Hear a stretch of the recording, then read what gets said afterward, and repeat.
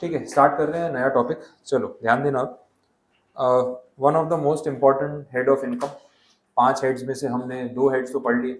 Other sources, house property की बात होगी। अब जो यहाँ पे पढ़ रहे हैं that is PGBP, profits and gains of business and profession. तो बड़ा हेड है, इन डेप्थ है, डिटेल में है, लेकिन ऐसा कोई टफ नहीं है कि आपको समझ में नहीं आएगा, क्योंकि बिजनेस और प्रोफेशन वाले पॉइंट्स जो है मोस्टली हम बेसिक बातें बिजनेस की रिलेट कर ही लेते हैं, तो उसको समझने में इतना कोई इशू नहीं आने वाला। मेजरली बात यह है कि आप कोई भी पर्टिकुलर बिजनेस से या किसी भी प्रोफेशन से अगर कोई इनकम अर्न कर रहे हो, कोई भी टाइप का बिजनेस या प्रोफेशन हो सकता है, तो वो यहाँ पे इस हेड में टैक्सेबल होने वाला है, ये इम्प्लाइड।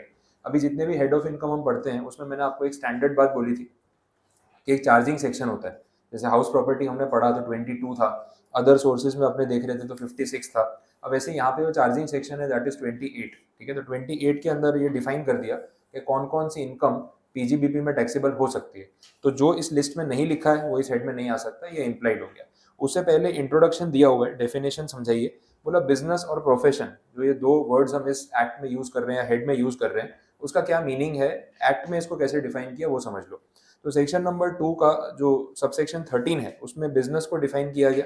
वहां पे बोल रहे हैं इट इंक्लूड्स, एक्सप्लेन नहीं किया, इंक्लूजन बता दिया, एनी ट्रेड, कॉमर्स, मैन्युफैक्चरिंग और any kind of business expenditure, adventure, sorry. तो वो एडवेंचर वाला वर्ड यहाँ पे यूज किया कि किसी भी टाइप का ट्रेड, कॉमर्स, मैन्युफैक्चर या फिर एडवेंचर यहाँ पे कवर हो जाता है, उसको हम बिजनेस बोल सकते हैं। दूसरा जो पॉइंट है दैट इज प्रोफेशन। अब प्रोफेशन में जनरली हम ऐसे रिलेट करते हैं कि ये किसी डिग्री पे बेस्ड होगा, क्वालिफिकेशन पे बेस्ड होगा। यहाँ पे प्रोफेशन का जो मीनिंग है वो ज़्यादा वाइडर टर्म्स में है। उन्होंने बोला profession can be based on your qualification, your training और वर्क एक्सपीरियंस। तो ज़रूरी नहीं है कि सिर्फ डिग्री वाली चीज़ों को ही प्रोफेशन से अपने रिलेट करेंगे। ऐसा भी कोई काम हो सकता है जिसके लिए आपने कोई प्रैक्टिकल ट्रेनिंग ले लियो, या फिर ऐसा काम हो सकता है जो आप वर्क एक्सपीरियंस के साथ सीख गए, जिसका आपके पास कोई सर्टिफिकेट या कोई क्वालिफिकेशन नहीं है, तो वो भी प्रोफेशन में आ सकता है।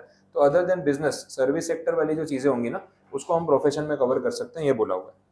ठीक है, अब प्रोफेशन वाले वर्ड में एक टर्म कवर हो रहा है, वो देखना, दैट इज वोकेशन।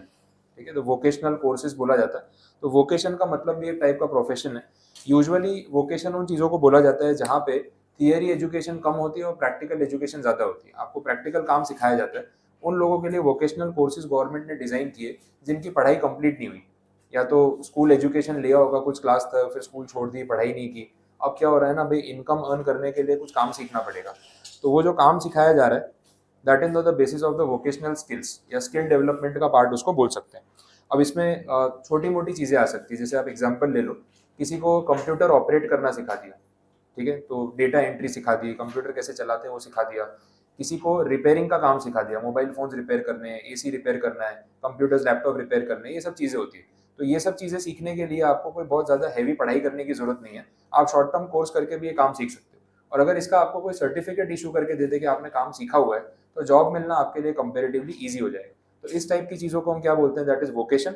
और यहाँ पे प्रोफेशन वर्ड में ये वोकेशनल कोर्सेज या वोकेशन बेस्ड ट्रेनिंग जो है वो भी कवर होती है। तो वाइडर स्कोप हो गया, not only based on your degree, but vocational courses भी कवर हो जाएंगे। वैसे आगे बढ़ रहे हैं, ठीक है। तो इंट्रोडक्शन में वही पॉइंट था। अब सेक्शन 28 पे चलते हैं directly, that is the charging section. एक एक करके पॉइंट्स देख लेते हैं। फर्स्ट पॉइंट में जनरल बोल दिया, profits and gains of any business और profession which was carried on by the assessee at any time during the previous year, generalized definition. बोले प्रीवियस ईयर में आपने कोई भी टाइप का बिजनेस किया हो, कोई भी प्रोफेशन फॉलो किया हो, उससे कमाई हुई इनकम इस हेड में टैक्सेबल हो जाएगी। तो बहुत ही डाइवर्सिफाइड और जनरल स्टेटमेंट है ये। सेकेंड जो पॉइंट है उसका मेन हेडिंग है दैट इज कॉम्पनसेशन। आपको कॉम्पनसेशन मिला है आपके बिजनेस की वजह से, आपके प्रोफेशन की वजह से। कॉम्पनसेशन क्यों मिलता है, तो या तो आपको काम से जल्दी हटा दिया, या कोई कॉन्ट्रैक्ट या अग्रीमेंट आपके साथ किया था जो कैंसिल कर दिया, उसके बदले आपको कुछ कॉम्पनसेशन मिल रहा है। तो उस टाइप के एग्जांपल्स आपको सेकंड पॉइंट में मिलेंगे। तो ए से लेके डी तक जो 4 पॉइंट्स है ना, उसके अंदर ही एग्जांपल्स दे रखे हैं, वो देख लो। सबसे पहले पॉइंट में बोला है कि आपको किसी इंडियन कंपनी में कोई मैनेजमेंट का काम दिया गया था, कोई मैनेजमेंट पोस्ट ऑफर की गई थी जिसके लिए आपके साथ कोई कॉन्ट्रैक्ट या अग्रीमेंट किया होगा, और प्रोफेशनली आपको हायर किया गया था। फिर आपका टर्म खत्म होने से पहले आपको वहां से हटा दिया, जिसमें आपकी कोई मिस्टेक नहीं है। उसके बदले आप कॉम्पनसेशन क्लेम कर रहे हो फॉर लॉस ऑफ ऑफिस या फिर फॉर टर्मिनेशन ऑफ कॉन्ट्रैक्ट। तो उस टाइप की जो इनकम आपकी आ रही है वो आपकी पीजीबीपी में टैक्सेबल हो सकती है, अगर आप प्रोफेशनली उनको सर्विसेज दे रहे थे। एक होता है एज एन एम्प्लॉय, तो अगर एज एन एम्प्लॉय आप सर्विस दे रहे थे और वहां पे आपकी एम्प्लॉयमेंट टर्मिनेट हो गई, जो अपन कंपनी लॉ में नहीं देख रहे थे सेक्शन 202 में, तो इफ एम्प्लॉयमेंट से कनेक्टेड बात है तो सैलरी में जाएगी। बट आप प्रोफेशनल सर्विसेज दे रहे थे, not as an employee but as a professional outsider, तो फिर उस सिचुएशन में आपको जो कॉम्पनसेशन मिलेगा वो प्रोफेशनल इनकम माना जाएगा, तो पीजीबीपी में आ सकता है। तो यहाँ ना थोड़ा इफ एंड देन वाली कंडीशन है कि कौन से नेचर का कॉम्पनसेशन है, उस पर डिपेंड करेगा कि सैलरी में जाएगा या पीजीबीपी में जाएगा, तो दोनों ऑप्शंस वहाँ पे रहेंगे, इसलिए यहाँ पे भी कवर किया। सेकेंड पॉइंट में आप देखो वहाँ पे एजेंसी की बात हो रही है। एजेंसी वाले फॉर्मेट का आइडिया होगा आपको थोड़ा बहुत, किसी कंपनी की एजेंसी ले रखी है मैंने, मैं ऑथोराइज डीलर हूँ, तो उस कंपनी के प्रोडक्ट्स बेचने का मेरे पास एक ऑफिशियल लाइसेंस है और उसी कंपनी के प्रोडक्ट्स में सेल कर रहा हूँ। अब ये कुछ भी हो सकता है, जैसे इलेक्ट्रिकल अप्लायंसेज है, हेवेल्स कंपनी है, तो मैंने हेवेल्स की डीलरशिप ले ली, तो हेवेल्स कंपनी ने मुझे भाई यहाँ गोरदो रोड पे एजेंसी दे दी कि भाई यहाँ पे जो शॉप है आप हमारे ऑथोराइज डीलर हो और आपकी शॉप से आप हेवेल्स के प्रोडक्ट्स ऑफिशियली बेच सकते हो, हम आपको डायरेक्टली गुड सप्लाई करेंगे, आगे आप कस्टमर्स को बेचो, आप हमारे रिटेलर की तरह काम करो। तो मैंने बोला ठीक है, आप मुझे एजेंसी दे दो और उसके लिए अग्रीमेंट कॉन्ट्रैक्ट जो भी हम कर लेते हैं, और कितने साल के लिए आप ये एजेंसी दे रहे हो, तो उन्होंने बोला 10 ईयर्स का कॉन्ट्रैक्ट कर लेते हैं, तो अगले 10 साल तक आप हमारे रजिस्टर्ड एजेंट रहोगे और ऑथोराइज डीलरशिप आपके पास रहेगी और एक्सक्लूसिव रहेगी कि ये एरिया में हम आपको ही एक्सक्लूसिव डीलरशिप दे रहे हैं। ऐसा कुछ कॉन्ट्रैक्ट उन्होंने मेरे साथ किया। अब 10 साल से पहले वो कॉन्ट्रैक्ट टर्मिनेट कर रहे हैं, जिसमें मेरी तरफ से कोई डिफॉल्ट नहीं है, तो कॉन्ट्रैक्ट में लिखा था कि अगर ऐसा होता है तो मुझे कॉम्पनसेशन मिलेगा।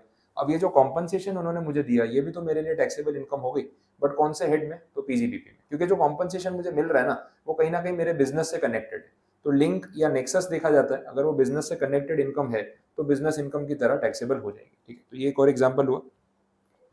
सी पॉइंट में बोला है कि आपका ऐसा कोई कॉन्ट्रैक्ट गवर्नमेंट के साथ हुआ हो और उन्होंने कॉन्ट्रैक्ट टर्मिनेट करके आपको कॉम्पनसेशन दिया हो, तो भी टैक्सेबल।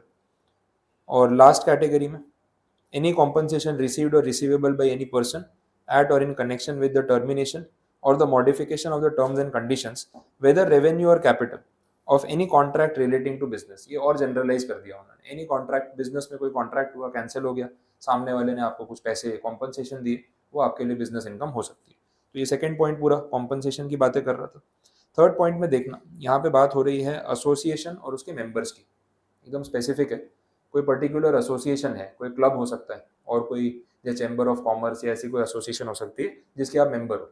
अब वो एसोसिएशन आपको कोई सर्विसेज प्रोवाइड कर रही है जिसके लिए आपसे पैसे चार्ज कर रही है, तो वो इनकम उनके लिए पीजीबीपी में टैक्सेबल इनकम है। अब ये डिपेंड करता है कि सर्विसेज के लिए पैसे चार्ज कर रहे हैं नहीं कर रहे। कितनी बार होता है आप एसोसिएशन के मेंबर हो तो आपके लिए सर्विसेज फ्री है, लेकिन अगर आपके लिए वो चार्जेबल बेसिस पे है तो एसोसिएशन की वहाँ पे इनकम हो रही है, वो इनकम पे उनको टैक्स पे करना पड़ेगा। तो ये पॉइंट क्लब्स पे और एसोसिएशंस पे एप्लीकेबल है, जो सर्विसेज वो अपने मेंबर्स को पेड बेसिस पे दे रहे हैं, वो डिपेंड करता है कि इवेंट क्या है। ठीक है, फिर फोर्थ पॉइंट में एक्सपोर्ट इंसेंटिव्स। अब कोई भी पर्टिकुलर एंटिटी अगर एक्सपोर्ट कर रही है ना, तो गवर्नमेंट तो बहुत खुश है, बोले अच्छी बात है आप एक्सपोर्ट करो, आपके एक्सपोर्ट करने की वजह से हमारे पास फॉरेन रिजर्व्स आएंगे, डॉलर्स आएंगे, तो उससे हमारे लिए बाकी इंपोर्ट्स करना ईजी हो जाएगा। तो गवर्नमेंट तो बहुत ज़्यादा फेवर करती है कि आप जितना एक्सपोर्ट करोगे उतना हमारी इकोनॉमी के लिए अच्छा है।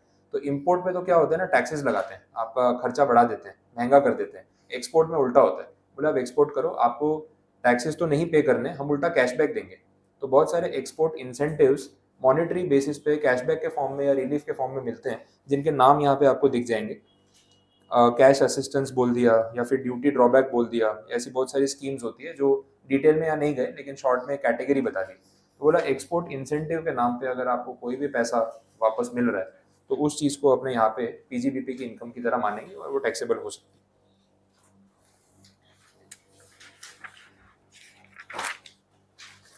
Next, value of any benefit और परक्यूजिट।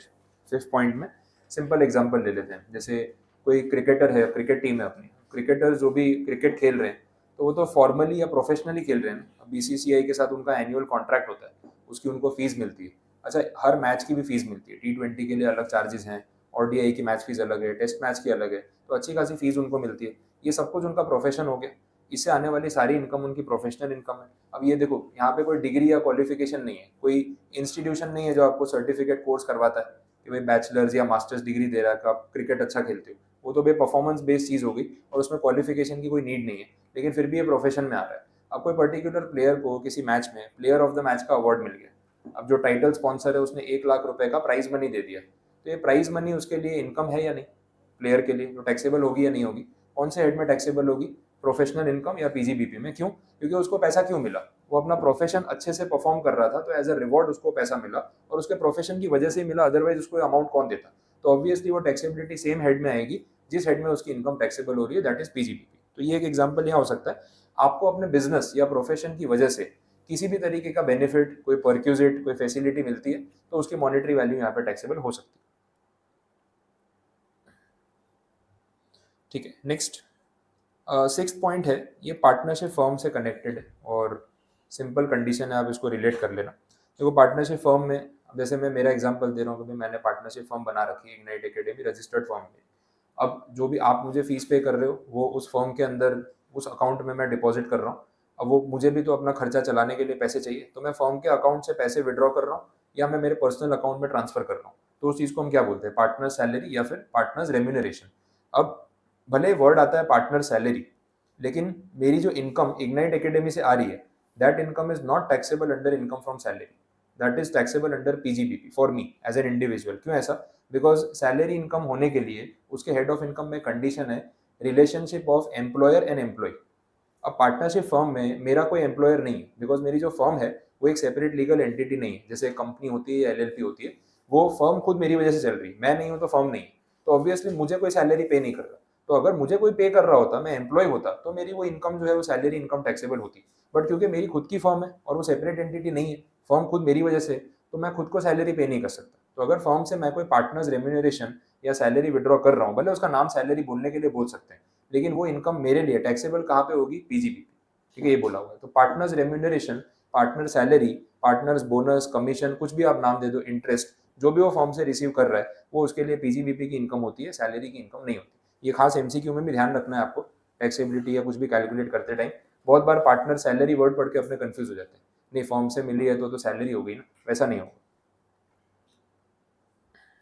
अब यही अगर मेरी कंपनी होती प्राइवेट लिमिटेड, उसमें मैं एज एन एम्प्लॉय किसी पोस्ट पे काम करके सैलरी ले रहा होता कंपनी से, तो company is a separate legal entity, मैं एक इंडिविजुअल पर्सन, वहाँ पे एम्प्लॉयर एम्प्लॉय का रिलेशन आता और सैलरी वाली बात आ सकती थी, लेकिन वो काम यहाँ पे नहीं होगा।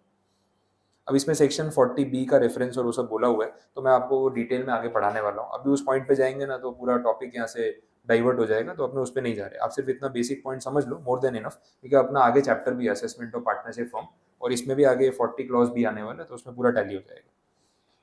Next 7th point, any sum whether received or receivable in cash or kind or under an agreement for not carrying out any activity in relation to any business or profession provided it is not taxable as capital gain। तो यहाँ non competing fees की बात हो रही है।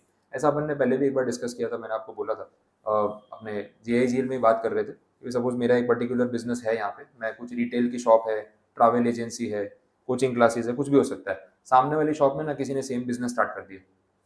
अब मुझे पता है कि इससे नुकसान दोनों का होने वाला है, बट उसको फर्क नहीं पड़ता है, वो तो जीरो से स्टार्ट कर रहा है, जो मिला उसकी तो कमाई है, लेकिन मेरा बिजनेस खराब होगा। मैंने उसको बुलाया, मीटिंग की, बातचीत की, नाश्ता वास्ता कराया, समझाया कि भाई इसमें तेरा नुकसान है, मेरा तो ऑलरेडी यहाँ पे बिजनेस चल ही रहा है, मेरे थोड़े क्लाइंट जाएंगे लेकिन तेरा खर्चा नहीं निकलेगा, बेटर है कहीं और चला जा, कोई फायदा नहीं है इस तरीके से डायरेक्ट हेड ऑन कॉम्पिटिशन करके, कोई मतलब नहीं है। इससे बेटर है दूसरे कॉम्प्लेक्स में जा, एटलीस्ट कस्टमर तो अलग आएंगे, यहाँ कस्टमर आएगा, सामने भी जाएगा, रेट बार्गेनिंग होगी, तेरा भी नुकसान मेरा भी नुकसान, कमा कुछ नहीं पाएंगे और लड़ाई झगड़ा होता रहेगा। अब उसने बोला कि बात आपकी सही है, लेकिन मैं यहाँ से जाने में कुछ पैसे चार्ज करूंगा, नहीं तो यही बिजनेस स्टार्ट कर लूंगा, सोच लो।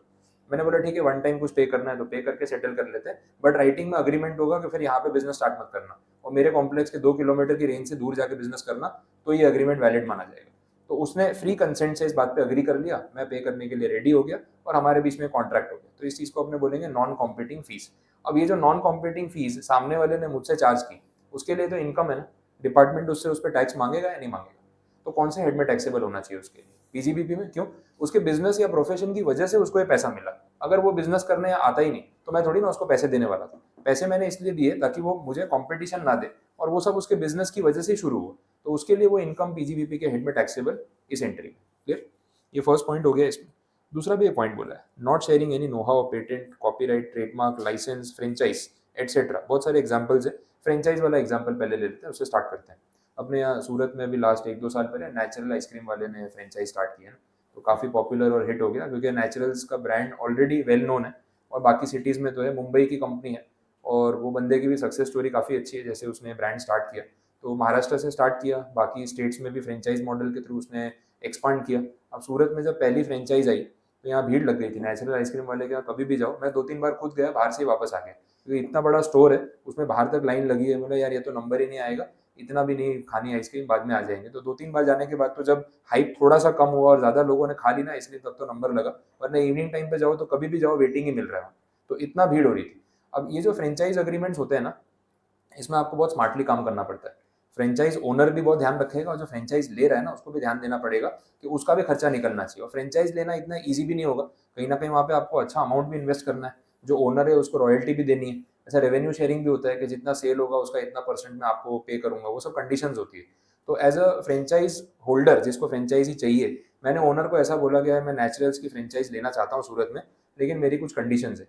कंडीशंस ये है कि मैं आपको रॉयल्टी जो भी है वो पे करूंगा, लेकिन आप ये फ्रेंचाइज किसी और को नहीं दोगे सेम सिटी में, नहीं तो फिर मेरा बिजनेस खराब होगा। अब अगर हर जगह नेचुरल्स की आइसक्रीम की फ्रेंचाइज एक साथ खुल जाएगी तो मेरे पास फुटफॉल कैसे आएगा, तो जो मैं आपको पैसा दे रहा हूँ वो रिकवर कैसे होगा, तो मुझे एक्सक्लूसिव कॉन्ट्रैक्ट करना है।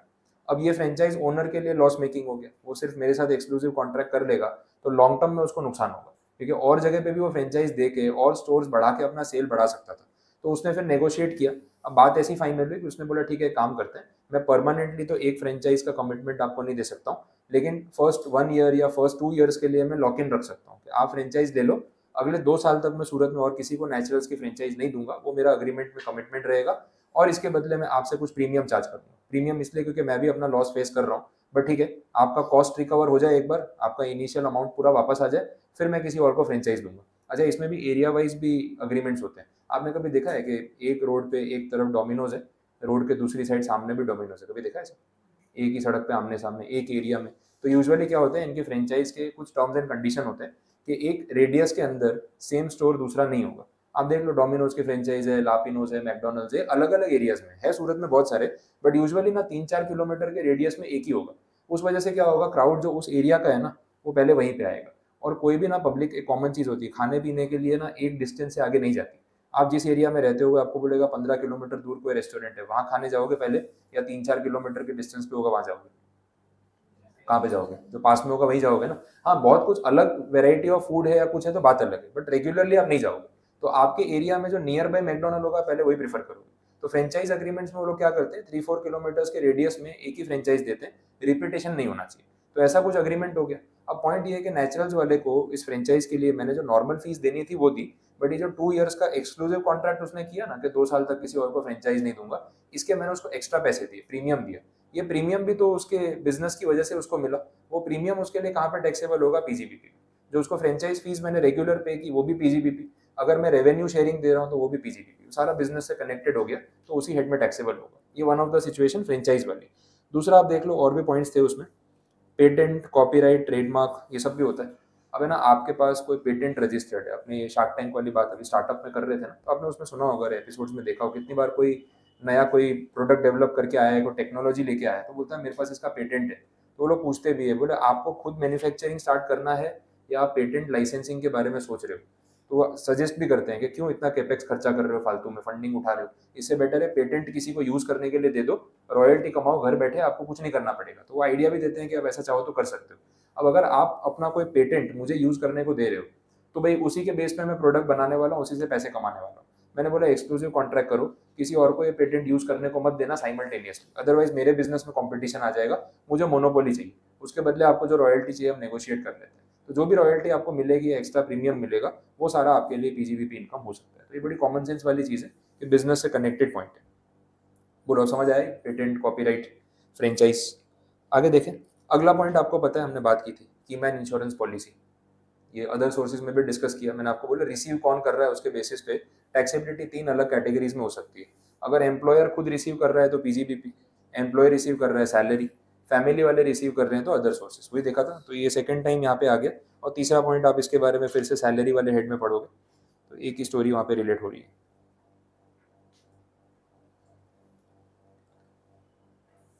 ठीक है, फिर इसके बाद 9th point, FMV of inventory as on the date of conversion. अब इसमें साइड पे लिख लेना 9th वाले पॉइंट में, कवर्ड विथ कैपिटल गेन, ऐसे कैपिटल गेन लिख लो तो भी चलेगा। सेक्शन नंबर भी कोट करना है कर दो, 45 सबसेक्शन 2। एक्चुअली इसका रिवर्स पॉइंट है कैपिटल गेन में, पहले वो समझाऊंगा ना तो ये इजी पड़ेगा, इसलिए मैं अभी नहीं बता रहा हूँ। 45 सबसेक्शन 2 कैपिटल गेन, वहाँ पे जो पॉइंट है उसी के साथ कनेक्टेड ये कंडीशन है, तो इसलिए अभी नहीं डिस्कस करेंगे। और जो 10th वाला पॉइंट है उसमें एक सेक्शन दिख रहा होगा आपको 35AD, ये इसी चैप्टर में कवर होने वाला है। तो जब वो सेक्शन पे आएंगे ना तब ये पॉइंट रिलेट होगा, तो इसको भी अभी तब तक आपको पेंडिंग रखना पड़ेगा। नेक्स्ट पेज अभी स्किप कर दो, स्पेक्यूलेशन बिजनेस वाला, वो थियरी है, लास्ट में बात करेंगे। पेज नंबर 70 पे आ जाओ। इनकम अर्नड इन कैश और इन काइंड, कोई स्पेसिफिक कंडीशन नहीं है, सिंपल बोला, आप इनकम कैश में कमा लो मतलब मनी के टर्म्स में, या इन काइंड अर्न कर लो, उसकी मॉनेटरी वैल्यू निकाल लेंगे, बट टैक्सेबिलिटी तो आएगी। तो ऐसा नहीं है कि इन काइंड अगर आपको कुछ मिल रहा है तो टैक्सेबल नहीं है, डेफिनेटली उसकी जो मार्केट वैल्यू होगी वो टैक्सेबल होगी। तो इन काइंड हो या कैश हो, टैक्सेबिलिटी सेम रहने वाली है, इतना ही बोला इसमें। अब यहाँ मैं वर्ड टू वर्ड नहीं जा रहा हूँ क्योंकि टॉपिक्स बहुत बेसिक्स हैं और सेक्शन का पार्ट नहीं है, सिर्फ इन्फॉर्मेशन के लिए। कंटिन्यूएशन ऑफ बिजनेस और प्रोफेशन, अगर आपका बिजनेस कंटिन्यू हो रहा है तो टैक्सेबल होता रहेगा हर साल। अगर बिजनेस बंद हो चुका है उसके बाद भी टैक्सेबिलिटी आ सकती है, उसका एक स्पेसिफिक सेक्शन वहाँ लिखा है 41, दैट इज डीम्ड प्रॉफिट और डीम्ड इनकम। अब ये कब होता है वो समझ लो, एक्सेप्शनल केस है। अगर आपके बिजनेस में किसी साल में बेड डेट हो गया, रनिंग बिजनेस से चल रहा है, बेड डेट हो गया, अब बेड डेट का डिडक्शन आपको क्लेम करने को मिल जाता है एज अ लॉस कि भाई ये तो मेरी इनकम हुई नहीं। इन फ्यूचर आपका बिजनेस बंद हो गया, बंद होने के कुछ साल के बाद वो बेड डेट रिकवर हो गया, अब रिकवरी पर टैक्सेबिलिटी आएगी या नहीं आएगी? आनी तो चाहिए वैसे। आप बोल रहे हो नहीं नहीं अब तो बिजनेस ही बंद हो गया, बट डिपार्टमेंट बोल रहा है जब बिजनेस चल रहा था तब आपने लॉस क्लेम किया था, अब ये पैसा रिकवर हुआ है तो बिजनेस चल रहा हो कि नहीं चल रहा हो, हम तो इसको डीम टू बी इनकम की तरह ट्रीट करेंगे और इसके ऊपर अभी भी आपको टैक्स पे करना पड़ेगा, भले आपका बिजनेस 2-4 साल पहले बंद हो गया, उससे हमें कोई फर्क नहीं पड़ता। क्लियर? ठीक है। उसके बाद ownership of business is not necessary for taxability, ये भी क्लैरिफाई कर दिया। आप अपना खुद का बिजनेस चला रहे हो या किसी और का बिजनेस मैनेज कर रहे हो, उसमें कोई प्रॉफिट शेयरिंग है, कोई फिक्स इनकम है या जो भी है, आपकी इनकम हो रही है ना बिजनेस से, तो जो रिसीव कर रहा है इनकम वो उस पर टैक्स पे करेगा। ये होटल इंडस्ट्री में होता है, होटल का ओनर कोई और है, होटल चलाने के लिए किसी और को दे रखी है, बोला मुझे इतना फिक्स पैसा दे देना, बाकी कस्टमर से जो आया वो आपका, तो वो जो चला रहा है उसके लिए भी तो टैक्सेबल हो गया ना, पीजीबीपी, वो भी तो बिजनेस ही कर रहा है। तो भले वो बिजनेस का ओनर नहीं है लेकिन बिजनेस चला के उसे पैसे कमा रहा है ना, तो वो भी टैक्सेबिलिटी वहाँ पे आ जाएगी। And it is not salary, वो तो प्रॉफिट ही कमा रहा है डायरेक्टली, वैसा हो गया। नेक्स्ट पॉइंट, बिजनेस में भी लीगल और इलीगल, इस पे अपन वो बेटिंग गैम्बलिंग वाले बात कर रहे थे, इलीगल इनकम भी इनकम होती है, टैक्सेबल होती है, और रेट ऑफ टैक्स देखा था 60% प्लस 25% सरचार्ज, 4% सेस और 10% पेनल्टी अलग से, 85% तक जा रहा था, और जेल जाना पड़ेगा वो तो अलग से। ठीक है, चलो अगला पॉइंट देखते हैं। Profit motive is not the sole consideration for taxability, यहाँ कोऑपरेटिव सोसाइटी का एग्जांपल है। कोऑपरेटिव सोसाइटी वाले प्रॉफिट अर्न कर रहे हैं, नो डाउट, ऐसा तो नहीं कि नहीं कर रहे, लेकिन प्राइम मोटिव प्रॉफिट अर्न करने का नहीं है ना, प्राइम मोटिव क्या है, सर्विस प्रोवाइड करने का, समाज सेवा का है कि भाई चलो जो प्राइवेट कंपनीज महंगे कॉस्ट पे प्रोवाइड करती है, अगर वही चीज़ हम लोगों को सस्ते प्राइस पे प्रोवाइड कर दे तो भाई मिडिल क्लास और लोअर मिडिल क्लास कैटेगरी के लिए अफोर्डेबल हो जाएगा, बट प्रॉफिट तो हमें भी कमाना पड़ेगा, अदरवाइज हम सस्टेन नहीं कर पाएंगे। तो प्रॉफिट कमाना प्राइम मोटिव नहीं है, लेकिन फिर भी प्रॉफिट कमा तो रहे, तो वो प्रॉफिट भी टैक्सेबल हो सकता है और डेफिनेटली होगा, उसमें डिनाई नहीं किया। अब इसमें अपने सेक्शन 8 कंपनी का एग्जांपल नहीं लेंगे, बिकॉज सेक्शन 8 कंपनी जो है उसकी टैक्स लायबिलिटी नहीं होती, उनको एग्जाम्पशन स्पेसिफिक बोला है। कोऑपरेटिव सोसाइटी में अपन ने स्लैब रेट में देखा था, वो 10,000 रुपये तक 10% टैक्स था, 10 to 20,000 में 20%, उससे ऊपर जा रहे 30%, दैट मीन्स वहाँ पे टैक्सेबिलिटी आ रही है, वो डिफाइंड है। तो आप यहाँ पे कोऑपरेटिव सोसाइटी का एग्जाम्पल लोगे ज़्यादा रिलेवेंट रहेगा। बोलो समझ आया, ये पॉइंट क्लियर हुआ? Next, computation of income separately for each business, ये भी सिंपल हो गया ना, आप मल्टीपल बिजनेसेस कर रहे हो तो सबका अकाउंटिंग, सबका कंप्यूटेशन जो है वो आपको डिफरेंट करना पड़ेगा, अलग अलग हिसाब रखो। एक बिजनेस की इनकम के सामने दूसरे बिजनेस का एक्सपेंस क्लेम नहीं कर सकते। हाँ, एक बिजनेस में लॉस हो गया है, दूसरे बिजनेस में प्रॉफिट हुआ है, वो आमने सामने सेट ऑफ हो जाएगा, लेकिन सबका हिसाब तो आपको अलग अलग ही रखना पड़ेगा, ये इम्प्लाइड सी बात है। ठीक है, तो ये सेपरेट बिजनेस कंप्यूटेशन की बात होगी। उसके बाद अब सेक्शंस का ब्लॉक और उसके बारे में कुछ बातें शुरू हो रही है, तो वो देख लेते हैं। तो सिंपल आइडिया ये है, अगर बिजनेस करने के लिए, मतलब मैं बिजनेस से इनकम अर्न कर रहा हूँ, तो उस बिजनेस को करने के लिए जितना मेरा खर्चा हुआ है वो सारे एक्सपेंसेस भी मुझे अलाउ होने चाहिए। अगेन नेट अमाउंट टैक्सेबल होगा, ये हमें फॉलो करना है, ये ध्यान रखना है। जैसे मैं मेरे प्रोफेशन का एग्जाम्पल ले रहा हूँ, तो आपको पढ़ा रहा हूँ, आपसे फीस चार्ज कर रहा हूँ, मेरा रेवेन्यू है, लेकिन वो करने के लिए भी तो खर्चा हो ही रहा है ना, तो जितना भी कॉस्ट मेरे बिजनेस के लिए बेयर कर रहा हूँ वो सारा मैं उस रेवेन्यू के सामने क्लेम कर सकता हूँ। जो नेट अमाउंट बचेगा उसी पे मुझे टैक्स पे करना है, या वही मेरी पीजीबीपी इनकम मानी जाएगी। अब जब हम इनकम साइड पे बात कर रहे हैं, तो जो सेक्शन 28 है वो हमने देख लिया कि पीजीबीपी से आने वाली इनकम ये आपके पीएनएल में आप क्रेडिट कर लो, लेकिन जो एक्सपेंसेस क्लेम करने हैं वो आगे के सेक्शंस में दे रखे हैं। जो ब्लॉक है that is section number 30 to 37, 30 से लेकर 37 का पूरा ब्लॉक एक्सपेंसेस का ब्लॉक है। वहाँ पे आपको खर्चे ही मिलेंगे सारे, और ये सारे खर्चे आप अपने बिजनेस इनकम के सामने क्लेम कर सकते हो। तो वो क्लैरिफिकेशन है, हमें एक एक सेक्शन करके उसको कवर करना है। फिर कुछ जनरल प्रिंसिपल्स दे रखे हैं यहाँ पे, पॉइंट टू पॉइंट देख लेते हैं। फर्स्ट पॉइंट में ऐसा बोला कि आपका प्रॉफिट जो है वो अकाउंटिंग मेथड के हिसाब से कंप्यूट होगा, जैसे हमने पढ़ा हुआ है रिसिप्ट बेसिस या अक्रूवल बेसिस। एक मर्केंटाइल सिस्टम और कैश सिस्टम बोलते हैं अपने अकाउंट्स में, वही वाला पॉइंट है। तो जो जैसे अकाउंट्स मेंटेन कर रहा है उस हिसाब से उसका प्रॉफिट कैलकुलेट होगा, तो उसमें कोई नई बात नहीं।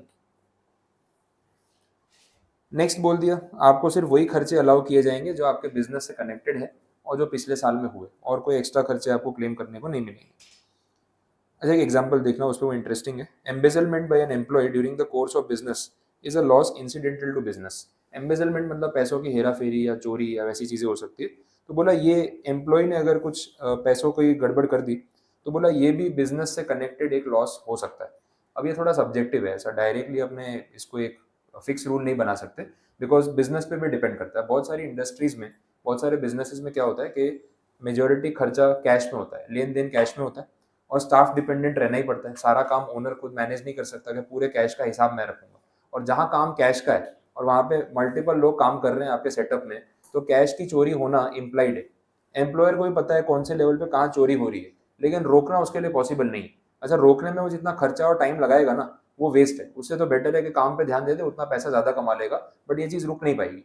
तो क्या होता है, वो उसका ना प्रोविजनिंग करके चलते हैं अपनी कॉस्टिंग में कि भाई 1% या 2% तो कैश इधर उधर हो ही जाता है हमारे काम में, उसको गिन के ही चलना है। तो वो उनकी कॉस्टिंग का पार्ट हो जाता है। तो अगर ये अनअवॉइडेबल है और ये होने ही वाला है, तो उसका भी आप एक्सपेंस या लॉस क्लेम कर सकते हो और डिपार्टमेंट अलाउ कर सकता है।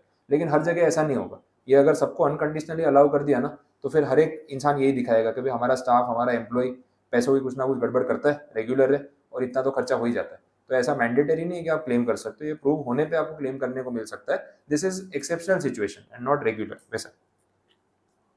नेक्स्ट पॉइंट में, if a business has been discontinued before the commencement of the previous year, its expenses cannot be allowed as a deduction against the income of any other running business of the assessee। implied है ना, जो business बंद हो गया उसका खर्चा तो उसकी इनकम के सामने क्लेम करना चाहिए था, दूसरे बिजनेस के सामने थोड़ी ना आप क्लेम कर सकते हो, वो अलाउड नहीं होगा।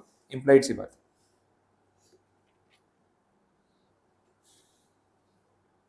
नेक्स्ट पॉइंट जनरल बोला, एसेंशियल एक्सपेंसेस हैं जो कहीं पे नहीं भी स्पेसिफाई की हो तो भी क्लेम करने को मिल सकते हैं। देखो मैंने आपको बोला सेक्शन 30 से 37 7-8 सेक्शंस का ब्लॉक है। इसके अंदर दुनिया में होने वाले सारे बिजनेसेस के सारे खर्चे थोड़ी एनलिस्ट कर सकते हैं, वो तो एंडलेस हो गया ना कुछ तो बाकी रह ही जाएगा। तो बोला जो चीज़ स्पेसिफाई नहीं भी की है ना वो भी क्लेम हो सकती है, बट उसका बिजनेस के साथ लिंक होना चाहिए, क्लियर पता चलना चाहिए कि बिजनेस का खर्चा है, तो आप उसको क्लेम कर सकते हो, तो प्रॉब्लम नहीं है। तो even if it is not specified, still it is available to be claim. और ये लास्ट में सेक्शन 37 में ये बात वहाँ पे लिखी हुई है कि आप जनरल एक्सपेंसेस की कैटेगरी में और भी ऐसे खर्चे रख सकते हो जो आगे कहीं पे स्पेसिफाई नहीं किए, तो दैट इज ओके, उसमें प्रॉब्लम नहीं आती। ठीक है, लास्ट पॉइंट में सेम बात बोली, वही एक बिजनेस का खर्चा दूसरे के सामने नहीं क्लेम कर सकते, रिपीटेशन।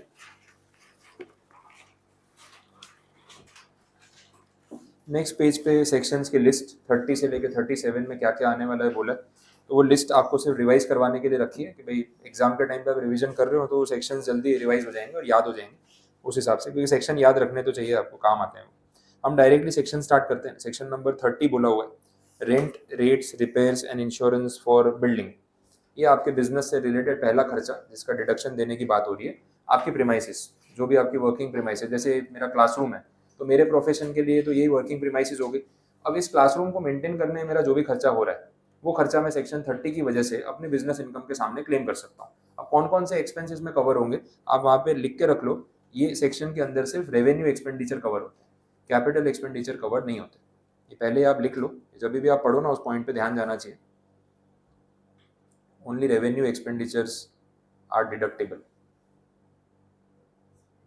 ठीक है, सिर्फ रेवेन्यू एक्सपेंडिचर डिडक्टेबल होंगे, कैपिटल खर्चे आपको क्लेम करने को इस सेक्शन में नहीं मिलेंगे। अब प्रीमाइसिस से रिलेटेड कौन से रेवेन्यू एक्सपेंडिचर्स हो सकते हैं, तो बड़ा सिंपल है। क्लासरूम है तो इसमें एक रेंट का खर्चा आ सकता है, ठीक है, तो ये फर्स्ट चीज़ हो गई। दूसरा हो सकता है मेंटेनेंस आ सकता है, कुछ रिपेयरिंग का खर्चा, कुछ मेंटेनेंस का खर्चा। अच्छा, प्रीमाइसिस का इंश्योरेंस भी तो करवाया हो सकता है, फायर इंश्योरेंस, थेफ्ट इंश्योरेंस, तो ये सब चीज़ें कवर हो जाएंगी। तो रेंट, रिपेयर्स, मेंटेनेंस, इंश्योरेंस, ये सारे खर्चे जो रेवेन्यू एक्सपेंसेस है, जो रेगुलर बेसिस पे हर साल लगने वाले हैं, वो सारे मैं सेक्शन 30 में मेरी प्रॉपर्टी को लेके क्लेम कर सकता हूँ, उसमें ऑब्जेक्शन नहीं। अब जो कैपिटल एक्सपेंस की बात कर रहा हूँ जो यहाँ अलाउ नहीं कर रहे, उसका रीजन समझ लो आप। ये जो बात हो रही है सेक्शन 30 में हो रही है। उन्होंने बोला कि अगर आपने प्रीमाइसिस ओन कर ली, परचेज कर ली, अब परचेज कर दी तो रेंट का खर्चा तो आएगा नहीं, ये सब भले आप क्लेम कर लोगे, लेकिन जो प्रीमाइसिस खरीदी उसमें जो पैसा लगा उसका भी तो डिडक्शन मिलना चाहिए, कैपिटल एक्सपेंडिचर। तो उसके लिए अलग सेक्शन बनाया 32, इसको हम बोलेंगे डेप्रीसिएशन।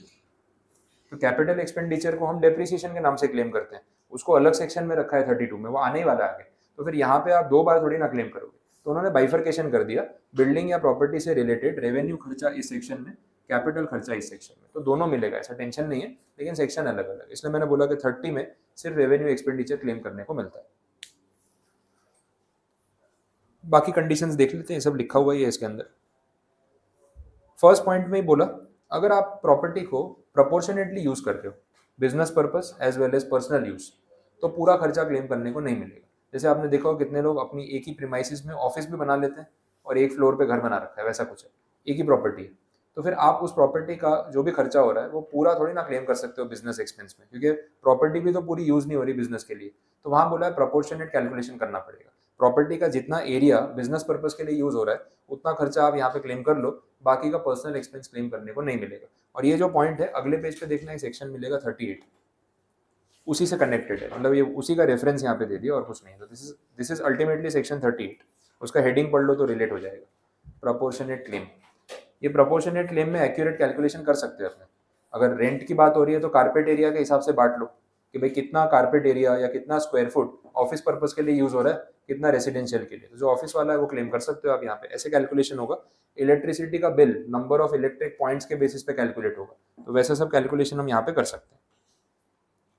नेक्स्ट में फिर वो सब लेट आउट वाली बात हो रही है, अपन ने देखा था सब लेटिंग इनकम, एक एमसीक्यू सॉल्व कर रहे थे, एक तरफ आपका रेंट आ रहा है, दूसरी तरफ रेंट पे कर रहे हो, तो जो डिफरेंस का अमाउंट है वो टैक्सेबल, तो वो सिमिलर काइंड ऑफ पॉइंट है। No notional rent is allowable for owned property, ये अच्छा पॉइंट है जो क्लैरिफाई कर दिया। नोशनल रेंट का मतलब जो रेंट एक्चुअल में आ नहीं रहा या जा नहीं रहा, नोशनल रेंट वो हो गया। और जैसे ये शॉप की मैं बात कर रहा हूँ, तो मैंने बोला ये शॉप मैंने खरीद ली, अब खरीद ली तो इसका कोई किराया देना पड़ेगा नहीं, बट मैं खर्चा क्लेम कर रहा हूँ कि अगर ये शॉप मैंने नहीं खरीदी होती तो मेरा इतना रेंट एक्सपेंस जा रहा होता, वो क्लेम कर रहा हूँ। फिर ये भी क्लेम कर रहा हूँ, डबल नहीं हो गया। डिपार्टमेंट बोल रहा है कि जब कैपिटल खर्चा किया है तो उसका क्लेम ले लो, डेप्रिसिएशन कौन मना कर रहा है, लेकिन जब रेंट भरते ही नहीं हो तो नोशनल रेंट के नाम पे आप कैसे क्लेम कर सकते हो। ठीक है, डेप्रिसिएशन ना कोई अनलिमिटेड ईयर्स तक तो मिलने वाला नहीं, एक पॉइंट पे तो ये सारा खर्चा मेरा क्लेम हो ही जाएगा, उसके बाद तो मुझे कोई खर्चा क्लेम करने को नहीं मिलना चाहिए। फिर मैंने नोशनल रेंट क्लेम करना स्टार्ट कर दिया जो मैं भरता ही नहीं, तो वो गलत हो जाएगा, एक्सपेंस ही नहीं हुआ तो आपको डिडक्शन नहीं देगी। तो नोशनल रेंट के नाम पे आप कुछ भी क्लेम नहीं कर सकते अगर आपकी खुद की ओन प्रीमाइसिस है तो। बाकी रिपेयर मेंटेनेंस वाली कंडीशन हो गई, म्यूनसिपल टैक्सेस, रेट्स, इंश्योरेंस। अब टेनेंट यूज कर रहा है प्रॉपर्टी और टेनेंट पे कर रहा है तो वो क्लेम करेगा, और अगर ओनर यूज कर रहा है, ओनर पे कर रहा है तो वो क्लेम करेगा, तो इसमें भी कोई प्रॉब्लम नहीं। वो जो हाउस प्रॉपर्टी में अपने म्यूनसिपल टैक्स वाला पॉइंट नहीं देख रहे थे, वो अपने यहाँ पे अब रिलेट कर सकते हैं पीजीबीपी वाले केस में। अब मैं इस प्रीमाइसिस में टेनेंट हूँ, ओनर ने बोला कि भाई रेंट का खर्चा तो आपका रहेगा ही, जो म्यूनिसिपल टैक्स है ना वो भी आप ही पे करोगे, मैं पे नहीं करूंगा। ठीक है, अब भाई कंडीशन है तो मैं ही पे करूंगा। अब अगर एज अ टेनेंट मैं ये पे कर रहा हूँ तो क्लेम भी तो मुझे मिलना चाहिए। अब ये प्रीमाइसिस का ओनर तो मैं हूं नहीं, मेरा तो खर्चा एज अ टेनेंट हो रहा है, तो ये एक्सपेंस मैं क्लेम करूंगा, लेकिन कौन से हेड में क्लेम करूंगा, पीजीबीपी।